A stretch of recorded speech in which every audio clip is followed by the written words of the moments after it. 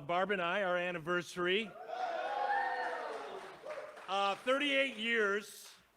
Yeah, and then we dated for 5 years before that. So we met in college in 1978. Yeah, I was a child prodigy, so I came really early. No, I'm just kidding. Mercy Day was awesome. It was fantastic. Thank you, Brian. Thank you, Shanice, for all your energy and all the volunteers that came and did it. I know it was a huge encouragement for them. Now, there's some great and kind of weird stuff that happened there. Okay. Some of the guys were dancing. I guess Shundell was dancing. It's okay. Gotta let loose sometimes. And then, of course, we did some garden work. And, of course, you don't want Devontae doing any garden work. He started breaking tools. So, yeah, strong. That's it. But I want to thank everybody. I know it's a great encouragement. Cipriana was so cute walking around. And I guess she might even get a job there. It's an opportunity. So she's holding the hand, walking people around. And bingo. We did bingo, that kind of thing. So anyways, I have some other news. Steve and Melanie Coyle from Houston, Texas, has moved to Louisville this week. So that is the beginning of the movement, you know, and so it's exciting, but they are placing membership here. Now it's kind of yeah, I know it's kind of strange, but there's the legalistics and all that. They've got to land somewhere, and they don't have, you know, all the information, all that in Louisville yet. So placing membership officially today. But they'll be moving on in a month, along with the other 5. So it's exciting to see this thing starting to get. It's kind of scary, right? Yeah. But it is it's going to happen. Today, I wanted to focus on the fathers. All right. Now I have a few quotes. It says, "A dad is an anchor upon which his children stand." Isn't that cute? Dads are the true superheroes. They will leap over any obstacle to protect their child from danger. Nelson Mandela said to be the father of a nation is a great honor, but to be the father of a family is a greater joy. Okay? Of course, you always got to have dad jokes. Yes. You got to always have a dad joke. I have a few of them here. What's a dad joke? You will soon learn. Okay, so what did the daddy buffalo say to its son before it left for school? Bison. Bison. Okay, what do you call a dad when he falls through the ice? Iceberg. Popsicle. Popsicle. Yeah. Taking notes, bro. Give me the good ones. Okay, these are the good ones. I went through. All right, these are the good ones. All right, I went through a book. In fact, I have the book here. In fact,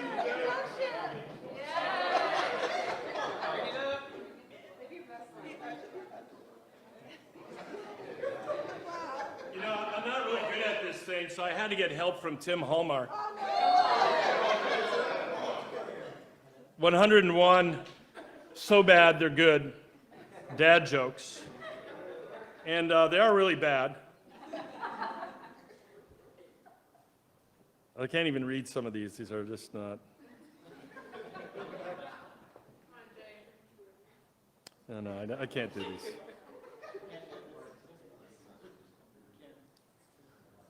Yeah, they're just embarrassing. That doesn't even make sense.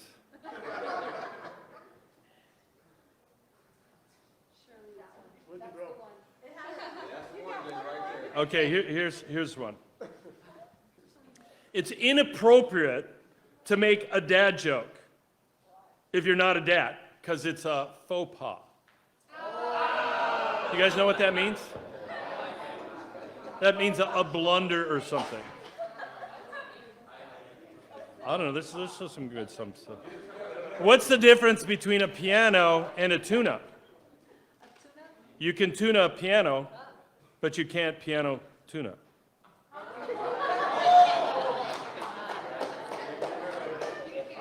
What does a house wear? What does a house wear? And a dress. A dress. You guys need help. I don't know. I'm trying to help you guys. All right, now, just so you guys know that for the men, that's your future. That's your future. Trying to help Shane with this, of course. Now I have another son, a son-in-law, and that's a huge different dynamic. You're welcome. Yeah. So I'm going to ask Tim to help me with Shane's humor, his dad jokes. So anyways, unfortunately in our society, many children are raised without fathers.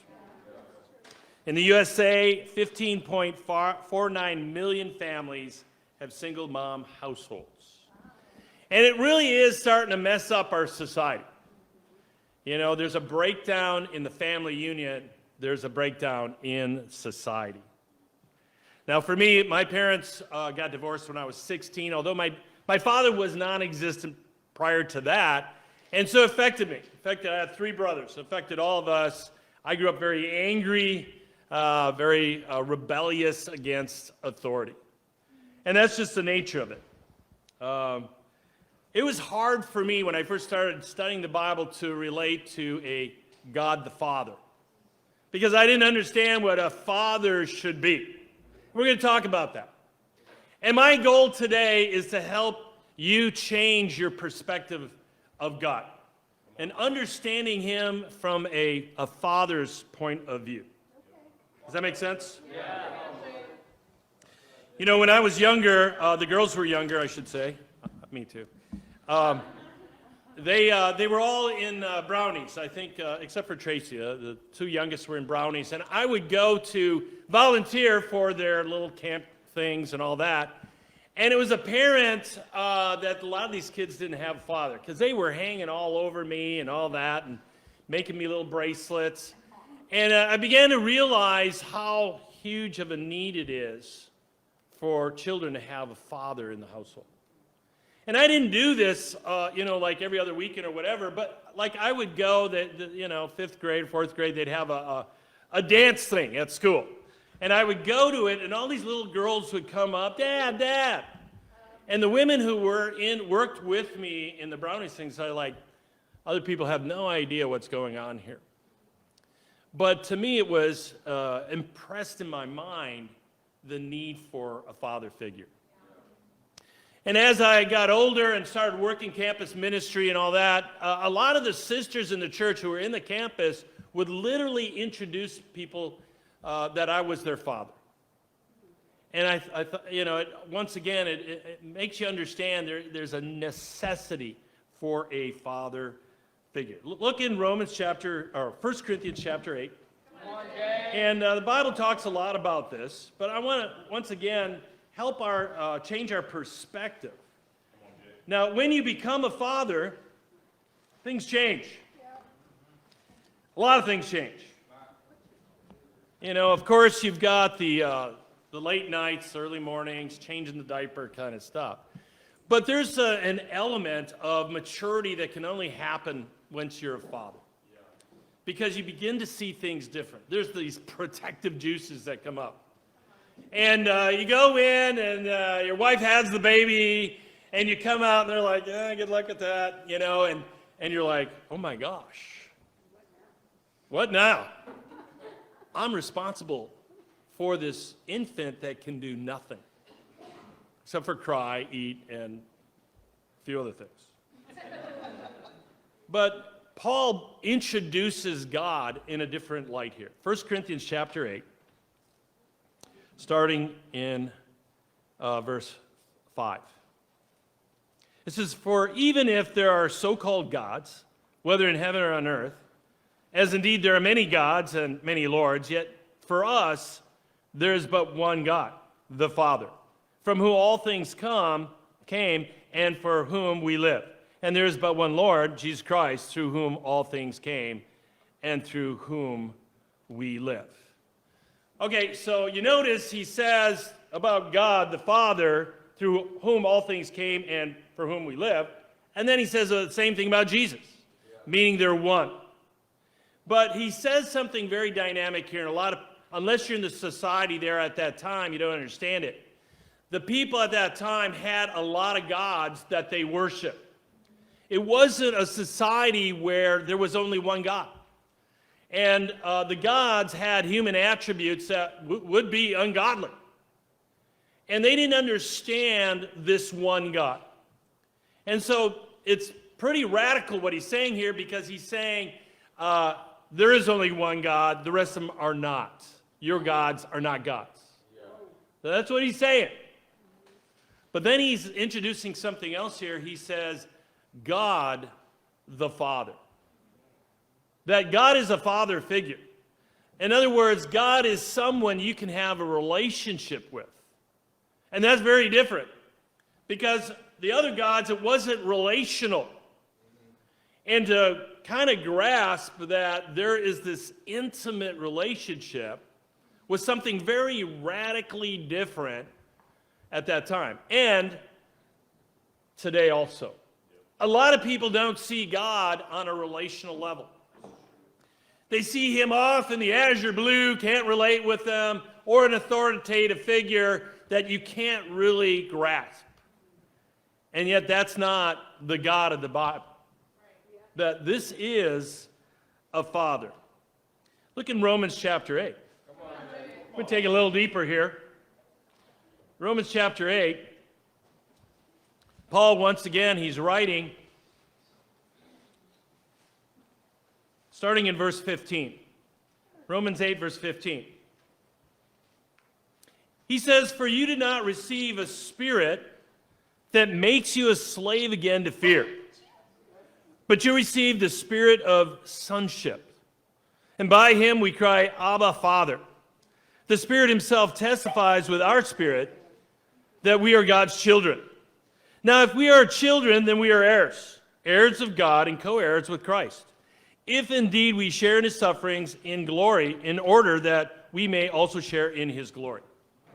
Okay, this also is showing a radical, different understanding of God. He says, first of all, you didn't receive a spirit that makes you a slave to fear, but a spirit of sonship. In other words, God's saying, listen, I don't want you to walk around scared in life. I don't want you to be fearful. And that's what we have, society and in a lot of our lives, because we don't see God as the protective father. And he says, you're my son. In fact, you're an heir. What I have is yours. Come on. And it says co-heirs with Jesus. That's kind of radical. I mean, putting us in the same level of Jesus, that we're going to receive what Jesus receives. That's pretty radical. Yeah. But he says, and by him we cry, Abba, Father. The word Abba means daddy. There is an intimate relationship here.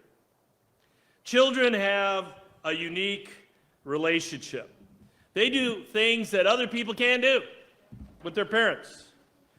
There's a great picture that I love of John F. Kennedy when he's in the Oval Office and he's at his desk and it's got a picture of his son hiding in the desk. Now, I guarantee that a lot of people can't just go to the Oval Office and hide there. Okay? But it's a very cute picture, but it shows the intimacy. And God's saying, that is how I feel about you. You have special privileges to me. That's pretty radical. Now, I have 3 daughters, and as they were growing up, all right, they would want me to play games with them, and one of the games they wanted to play was Pretty Pretty Princess. And for some reason, they liked it when I won, Because every time you'd win, you could put on a different article of what a princess would wear. Now, I guarantee you that's a special privilege. I'm not going to do that with the rest of you guys. Yeah, it's really funny. Okay. Now, one of the other things, even as they've grown up, they have special privileges. Each one of them have a key to the house. They can come to our house anytime they want. All right? I don't give out my key to everybody. Man, we would have our food raided and everything else. Single brothers would go crazy. Right.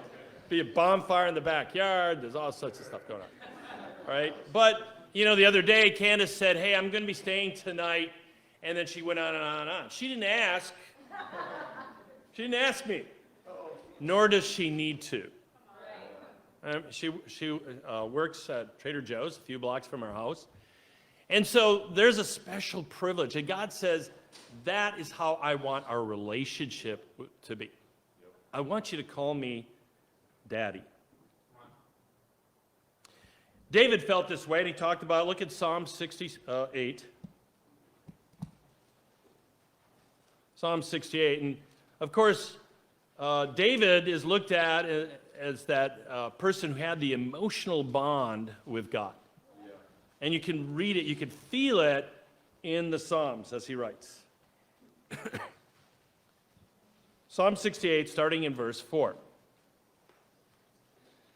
It says, sing to God, sing praise to his name, extol him who rides on the clouds. His name is the Lord, and rejoice before him. A father to the fatherless, a defender of widows is God in his holy dwelling. God sets the lonely in families. He leads forth the prisoners with singing. Point number one is a father to the fatherless. Now, some of you may not even know who your biological father was. And God says, I want to be your father. And as I shared earlier, a lot of us didn't have great relationships with our dad. And God says, listen, I'm your dad. I want to be your dad. And as we read this, we see that he's always there for us. There's no substitute for time. Like I shared earlier, my dad just wasn't around. And so we had to kind of fend for ourselves, and my mother did her best. But there's just no substitute for time. Right. And for us, that means our quiet times. That means getting in our Bible and understanding and knowing how God feels and how he thinks. Yeah. Otherwise, you're not going to know. You can't guess with God. But the scriptures are there to understand it. And he is defined right here. That he's always for us. You know, there's also a spiritual reality that there are fathers in the faith here. Paul talks to the Corinthian church. He says, I became your father in the faith. Yeah. And we got great examples of men in the church. I think about Vlad. Yeah. Vlad's a great example. I think Vlad, he shines when it comes to discipline. Okay? He's disciplined with his finances. His home life, you go in there, even though he's got two kids that just kind of, it's still kind of clean. He dresses sharp. Yeah. I think Nicole helps him. But anyways, I think Aaron Legan. I appreciate about Aaron is that he will grab a hold of these guys. Come here, let's work. And he tries to make men out of them. Now, he tends to be a little hard, you know. Have you seen that? Hey, get over here. You know, get going. I like that because then I don't have to do it, all right? But I appreciate his heart of saying, hey, you know, this society is getting soft. We need men. There you go. Come on. I appreciate that. I think Victor is a great example of a dad. You know, his kids, they're wrestling around, but he's got it under control. It's a controlled wrestling.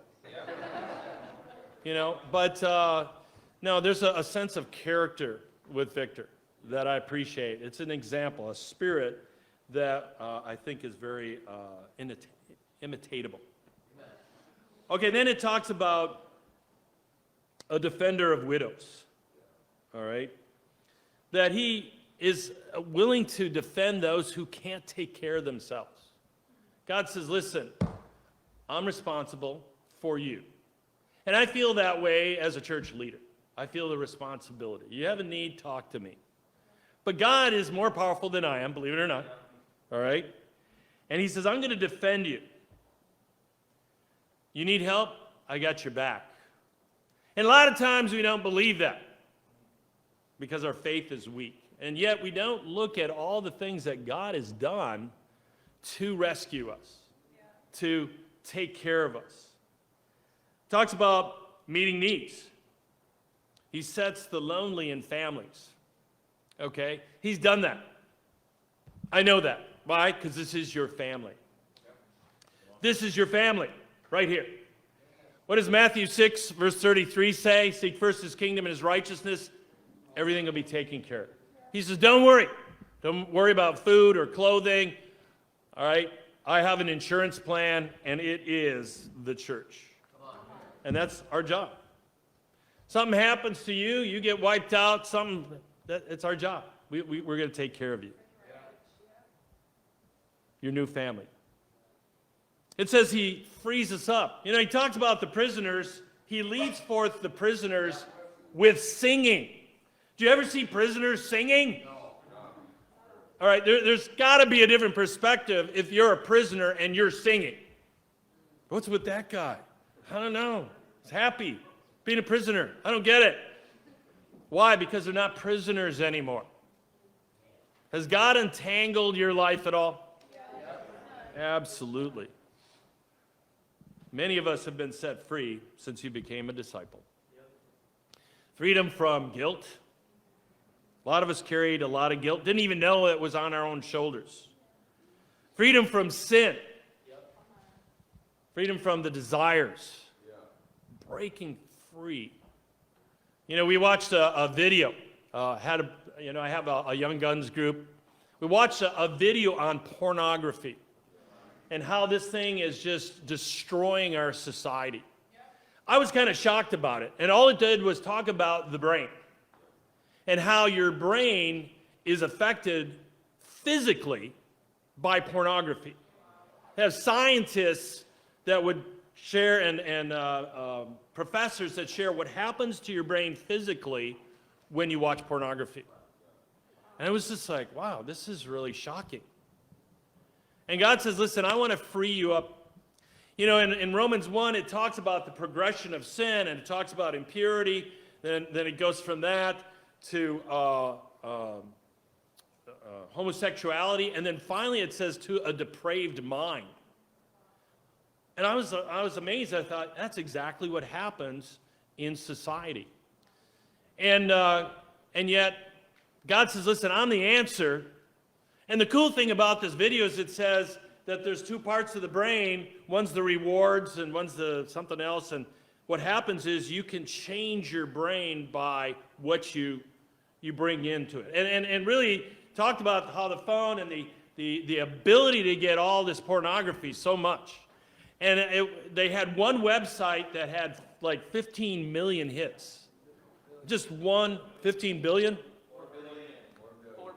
4 billion. I don't know where the word 15 came in, number. But anyways, just one. And so our society has become prisoners to certain addictions. And he's saying, hey, now I'm going to lead you and you will sing. You will rejoice. Freedom from worry. There's a lot of worry. People are scared. Things are happening in our society. People are scared. Well, here's a shelter. And God's saying, listen, I'm in control. Don't worry. In verse 9, it says, you gave abundant showers, O God. You refreshed your weary inheritance. You know, when it's hot out in the summer, 90s, and all of a sudden you get that thunder and it pours out, it's refreshing. And God's saying, listen, I want to rescue you so you're not weary. I want to refresh you. Any of you guys ever been weary? Yeah, full of worry. Okay, so in Matthew 11, you don't have to turn there, verse 28, Jesus said he came to give us rest for our souls. Imagine that's God's goal. God's goal is God saying, listen, I'm your Father. My goal is to make you happy and give you a life of rest. Now, if that doesn't define you, what's the problem? Does God have the ability to do this? Yeah. Absolutely. And God's like, I want to rescue you, but you're fighting me. All right, as a parent, I've seen the teen years. Tracy, I've seen the teen years. Candace, I've seen it. And we get this rebellious heart towards our parents. And it's kind of like, you don't know what you're talking about. I know what I'm doing. Oh, you've experienced so much in life. And then a few years, they come to their senses, and then are you the teenager? Are you fighting God? Are you prideful? You think you know better than God, and you're going to do it your way? And God's like, okay. Here's all the answers. I can do it. Look at what I've done with other people. And yet we fight God. He changes the way we think on so many levels. You know, I love it. It's changed me. I'm so grateful that God rescued me on so many levels. And it really is easy because you got your quiet time in the morning. You have your quiet time. It changes the way you think. You leave the house and all of a sudden you're bombarded with negativity. You know, the economy's horrible. There's shootings. War in Ukraine. Family members are fighting. The gas prices are going up. Food prices are going up. Clothing going up. Everything's going up. People got their opinion of you. Negative. They say this about you. They say that about you. The people have road rage. Cutting you off. Come home and the dog bites you. We're all going to die. And God says, let me refresh you. Here, let's have some prayer. Let's have a quiet time together. Point number 2, he's the protector. In verse 19, praise be to the Lord, to God our Savior, who daily bears our burdens. Our God is a God who saves. From the sovereign Lord comes escape from death. It says he daily bears our burdens. That word bear translates carry or support. When things are too heavy, going along and somebody says, hey, let me help you. Now, of course, God's a lot stronger than we are. And God says, I want to be there, but you got to let me help. And many times in life, things are going to be too heavy for us to bear. We'll be crushed. And God says, listen, you got to go through those times to learn things, but the biggest thing you need to learn is rely on me. Trust in me. I will help you. And he gives us that insurance policy in Matthew 6 that we talked about. That's a promise. I will take care of you.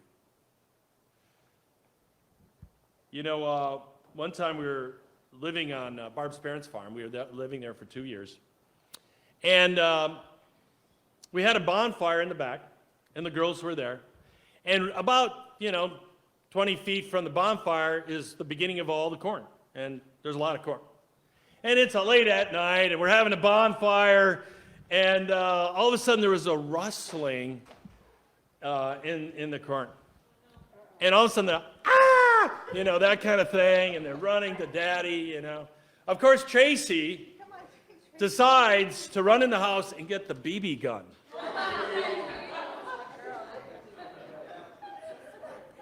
But it's always cute when the kids run to you. It makes you feel good. There's a feeling of, I'm the protector. And yet, some of us, we don't come to God. We go to other things for our protection. And God's like, that's not going to work. All right. Now, if it was a wolf and it came out, I'd appreciate what Tracy did with the gun. All right. But in a lot of ways, we think self-protection and we think we'll grab onto the quickest, the nearest thing we can. And then usually it's not God, and we suffer for it. In verse 28, same chapter, it says, summon your power, O God. Show us your strength, O God, as you have done before.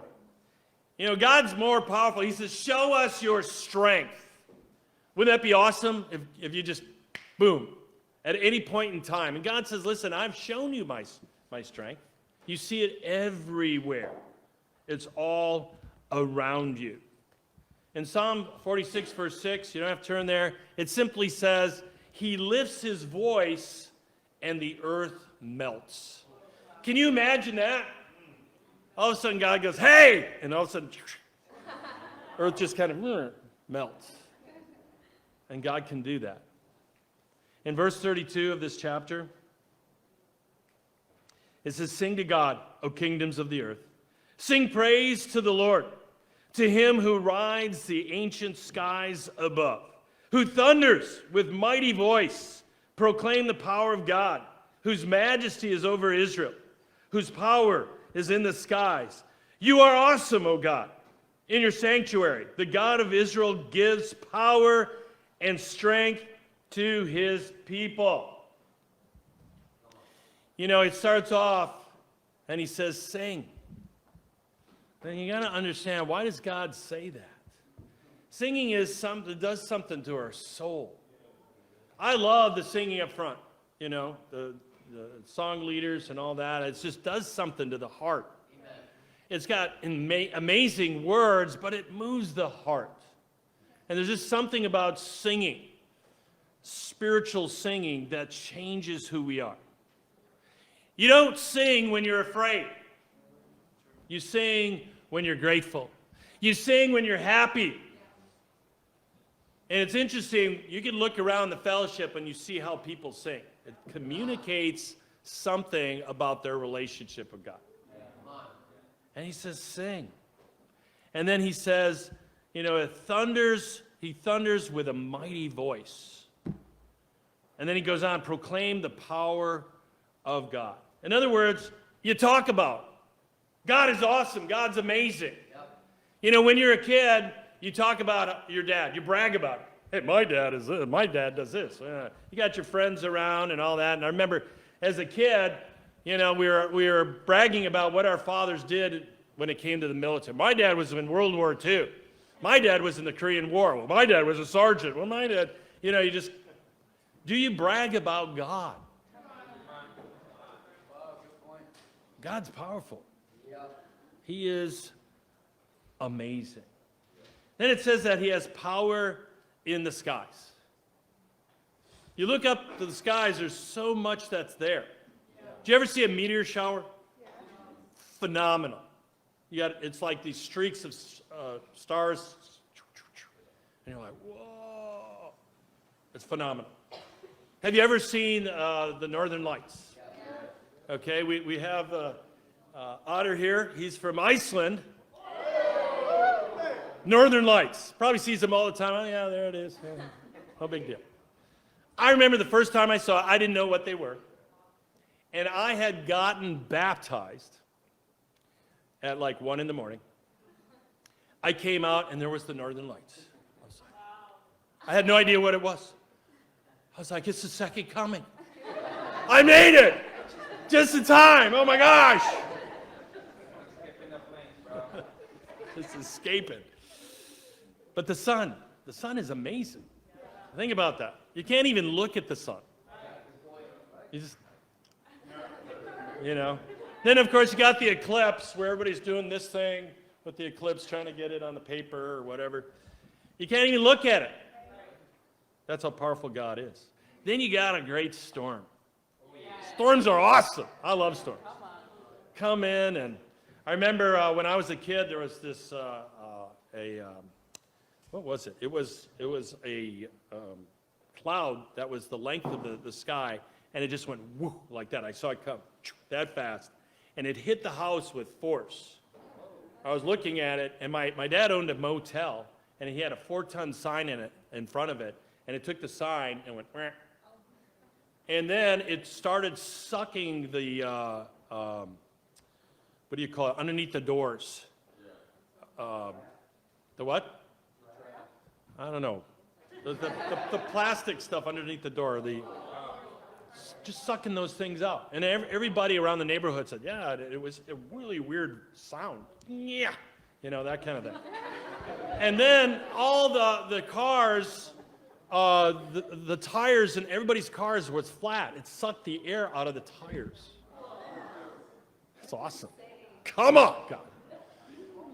We had 4 garbage cans. They were gone.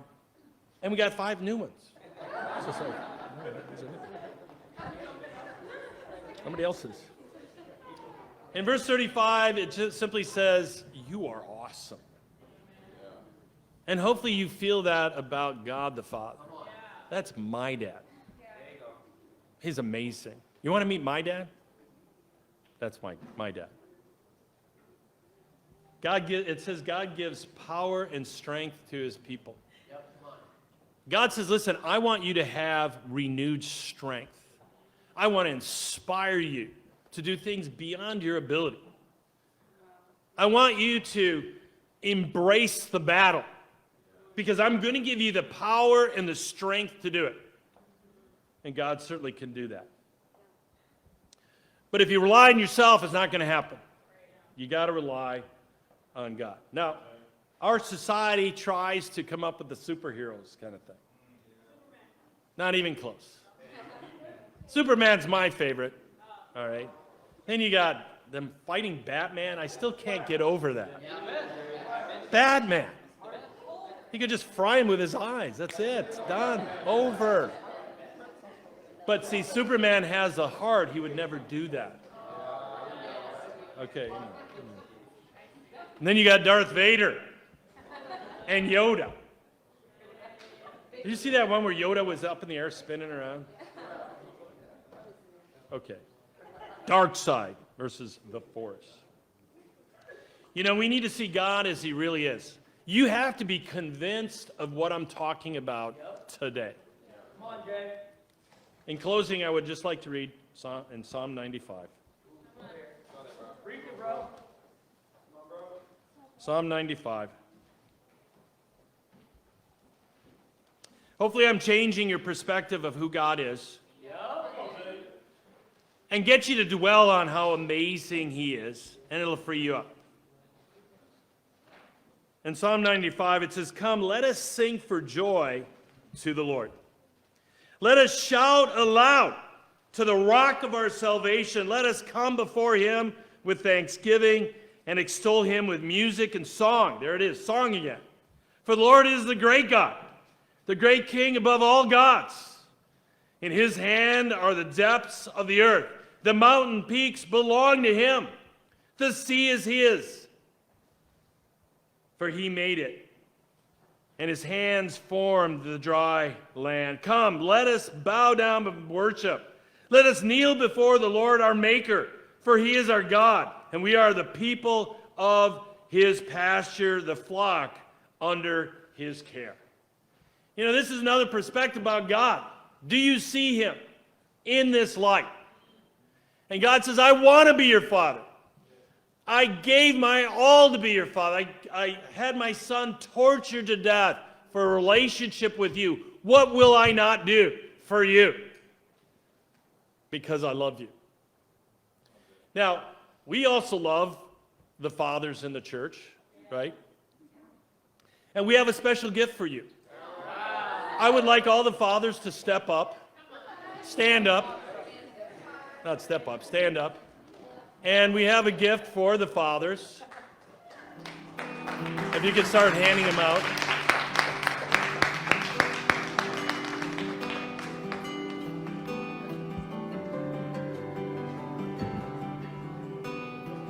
You can unwrap them right now if you want. I didn't give them to you in the beginning because I knew you'd be looking at them and all.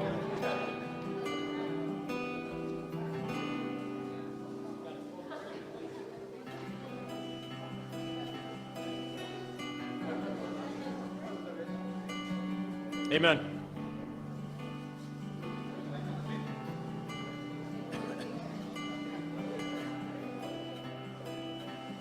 So we got, wait, some people are slow in opening them. You can do it. Okay, we got ties for all the fathers. We want to say thank you for being the fathers that you are.